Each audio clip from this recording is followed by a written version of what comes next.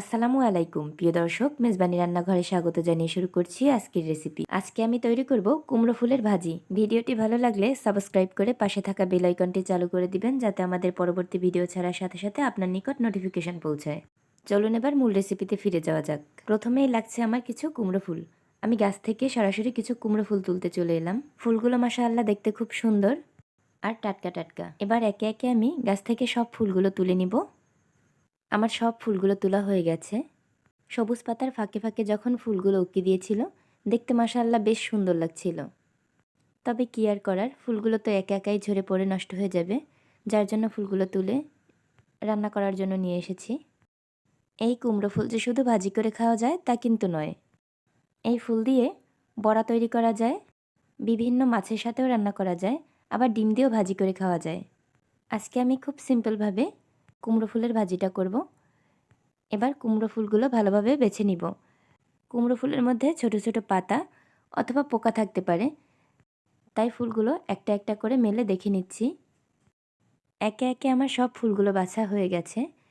এবার ফুলের ডাঁটাগুলো কেটে নিব। এবার একটি বটির সাহায্যে ফুলের ডাঁটাগুলো ছিলে নিব। ফুলের ডাঁটাগুলো কিন্তু খুব নরম। হলুদ ফুলের সাথে সবুজ ডাঁটাগুলো দেখতে কিন্তু বেশ ভালো লাগছে।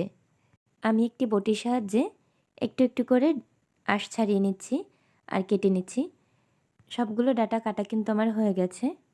এবার আমি পরিষ্কার পানি দিয়ে সবগুলো ধুয়ে নিয়েছি, আর সাথে নিয়েছি পেঁয়াজ কুচি, রসুন কুচি আর কয়েকটি কাঁচামরিচ। এবার রান্না করার জন্য একটি পাত্র নিয়ে নিয়েছি। পাত্রটা গরম হলে এর মধ্যে দিয়ে দিয়েছি 3 টেবিল চামচ তেল, সাথে দিয়েছি পেঁয়াজ কুচি, রসুন কুচি আর দিয়ে দিব 6 থেকে 7টা কাঁচামরিচ। কাঁচামরিচটা আমি মাঝখান বরাবর ফালি করে নিয়েছি। এবার মিডিয়াম আঁচে পেঁয়াজগুলো আমি লাল লাল করে ভেজে নিব।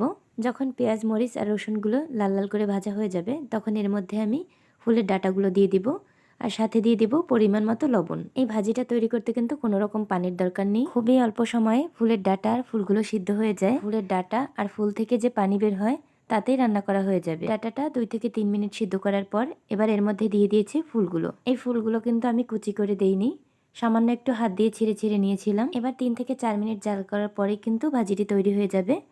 আশা করছি প্রতিদিনের মতো আজকের ভিডিওটি আপনাদের ভালো লেগেছে। ভিডিওটি ভালো লাগলে লাইক, কমেন্ট অ্যান্ড শেয়ার করে দিবেন।